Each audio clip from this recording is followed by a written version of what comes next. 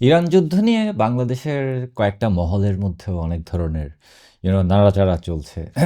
অনেকে তো আবার মানে জামাত তো আবার বিএনপিকে দায়ী করছে এই আয়াতুল্লাহ খামেনিকে হত্যা করার জন্য, ইরানের যে স্পিরিচুয়াল লিডার।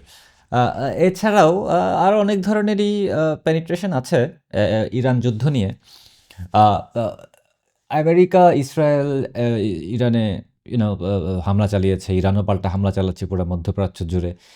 ফেসবুক আর টুইটারে গেলে নিউজের জ্বালায় আর বাঁচা যায় না, কোনটা সত্য কোনটা মিথ্যা এটাও বুঝি না। বাট এই সব কিছুর মাঝখানে একটা নিউজ আপনারা খেয়াল করেছেন কিনা জানি না, যে পাকিস্তানে ইউএস এম্বাসিতে একদল জঙ্গি সন্ত্রাসী হামলা করেছিল এই ইরান হামলার জের ধরে আর কি। ইউএস এম্বাসিতে হামলা করেছে এবং ওখানে মনে হয় ২০-২৫ জন বা এরও বেশি মানুষজনকে মানে গুলি করে মেরে ফেলা হয়েছে বা মারা হয়েছে, জঙ্গিদেরকে আর কি।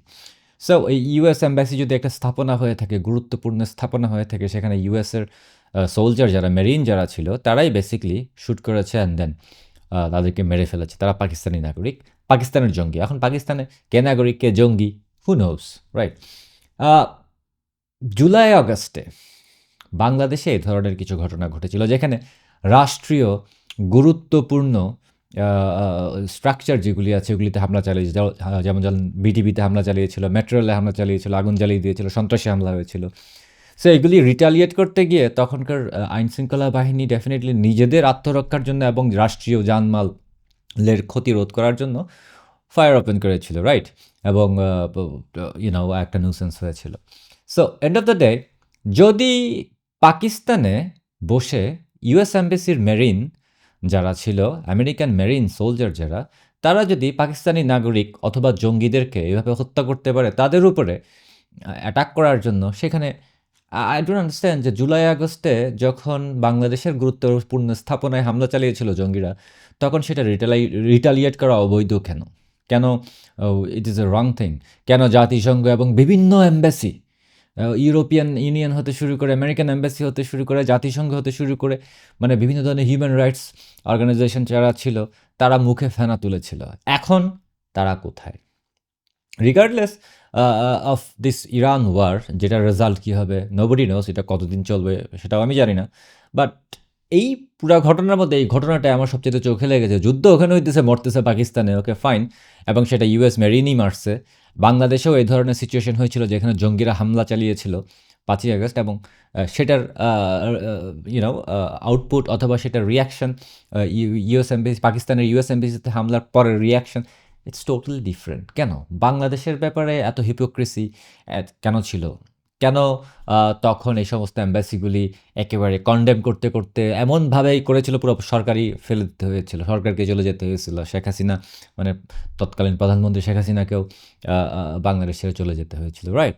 I mean this is absurd এখন যদি এভাবে চিন্তা করেন। So July August, whatever, এই জুলাই আগস্টের গ্যাঞ্জাম, এটা পুরোটাই ছিল একটা বেসিক্যালি জঙ্গিদের প্ল্যান, একটা জঙ্গি ছক। জুলাই আগস্টে বাংলাদেশে যা হয়েছে এটা কোনো রেভলিউশন ছিল না, এটা part of regime change operation ছিল, যেটা এখন ইরানে হচ্ছে, যেটা এখন বিভিন্ন দেশে হচ্ছে, যেগুলি এখন আমেরিকা করছে, বা বিভিন্ন থার্ড থার্ড কান্ট্রি যারা আছে, পাওয়ারফুল থার্ড কান্ট্রি যারা আছে, তাদের সেট আপে এগুলি হয়েছিল। হ্যাঁ, এই মুহূর্তে খেয়াল করে দেখবেন যে জাতিসংঘের তেমন কোনো অ্যাক্টিভিটি নাই। এত কাহিনী উল্টা ফেললো, এই যে স্কুলের মধ্যে মেরে দিল, মানে কন্ডেমনেশন ছাড়া কোনো আওয়াজই নয়। অথচ সেই জাতিসংঘ বাংলাদেশে কী না করলো 2024-এর জুলাই আগস্টে।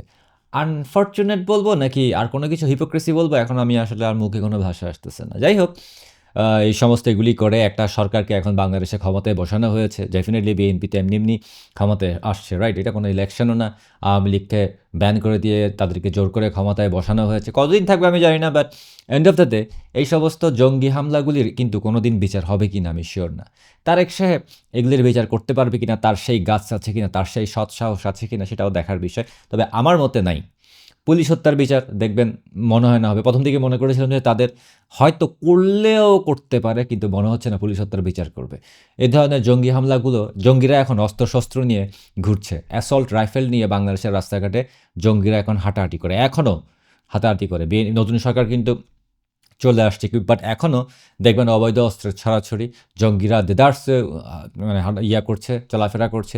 এরপর ওই যে সারি নিউজ যে জেল থেকে অনেকগুলি জঙ্গিকে ছেড়ে দিয়েছিল, অনেক জঙ্গি সন্ত্রাসীকে, একেবারে কনভিক্টেড টেররিস্ট যাদেরকে ছেড়ে দিয়েছিল তারাও কিন্তু এখন ওপেন, তাদেরকে কিন্তু গ্রেফতার করার বা জেলে আবার পুনরায় মানে ব্যাক করানোর কোনো ইয়ে নাই, কিন্তু মানে কোনো ধরনের উদ্যোগ নাই। সো আমার মতে বাংলাদেশ আসলে এখন চলে গেছে অন্যদের হাতে।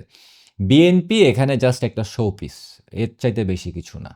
বিএনপি একটা শো পিস, বিএনপি তারেক জিয়া একটা ডিসপ্লে পিস, এর বাইরে আর কোনো ইয়ে নেই। বাংলাদেশের ক্ষমতা আসলে অন্য কেউ পরিচালনা করছে, বাংলাদেশকে এখন অন্য কেউ চালাচ্ছে। অচিরেই আমরা হয়তো আগামী ১ বছরের মধ্যে এ ধরনের জিনিসগুলি দেখব। আর মানে ২৪শে আগস্ট এবং জুলাই আগস্টে যা হয়েছে এবং এটা কীরকম মেটিকুলাস ডিজাইন ছিল, কাদের প্ল্যান ছিল, এগুলি এখন মানুষ তো জানে, মানুষ বুঝে, সবার চোখের সামনে চলে এসেছে। অন্যান্য দেশেও যা হচ্ছে, কি হচ্ছে না হচ্ছে। This is a regime change operation. এই অঞ্চলে বিশাল একটা কাহিনী করেছে, ওই আরব স্প্রিংয়ের মতো এখানেও কোনো একটা কাহিনী করেছে। আমেরিকান পেনিট্রেশন এবং ইঞ্জিনিয়ারিং ছিল অ্যান্ড অল দ্যাট। এগুলি এখন নতুন করে এক্সপ্লেইন করার কিছু নেই, মানুষ এখন এগুলি জানে, বুঝে। প্রশ্ন হলো যে আমাদের দেশের সহজ সরল সাধারণ মানুষরা সব কিছু জেনে বুঝেও অনেক সময় নিজের পায়ে নিজে কুড়াল মারতেই থাকে, অথবা নিজের পাছায় নিজেই বাঁশ ঢুকিয়ে দেয়, সামথিং লাইক। বাঁশের উপরে থাকতে পছন্দ করে, বারবার বলার পরও বিশ্বাস করে না, চোখের সামনে আসলেও বিশ্বাস করে না। কিন্তু অন্য দেশে কি হচ্ছে ওইটা নিয়ে তাদের চিন্তা শেষ নেই। ইরানে খেয়াল করবেন যে ইরানের নাগরিক এখন এই যে খামেনির মৃত্যুতে উল্লাস করছে, রাইট? আবার ওই উল্লাস দেখে বাংলাদেশের কিছু জঙ্গি আছে যারা জুলাই আগস্টে সেই কাহিনী করেছিল, জুলাই আগস্টের লাল বদল, ওরা এখন ওইটাকে ওরা এখন বলছে যে ইরানের এই সমস্ত নাগরিকগুলি ভালো না যারা খামেনির পতনে উল্লাস করছে। অথচ তারাই বাংলাদেশকে জঙ্গিদের হাতে তুলে দেওয়ার জন্য, বাংলাদেশকে অন্য দেশের হাতে তুলে দেওয়ার জন্য কি না করেছে, এই সমস্ত লাল বদলদেরও চিনে রাখেন।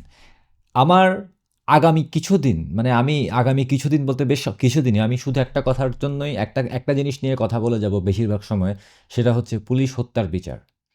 বাংলাদেশে পুলিশ হত্যায় যতগুলি জঙ্গি জড়িত ছিল, চারিদিকে প্রমাণ আছে, চারিদিকে এভিডেন্সগুলি ঘোরাঘুরি করছে, ভিডিও ফুটেজ, ফাইল, ছবি, everything is there, witnesses are there.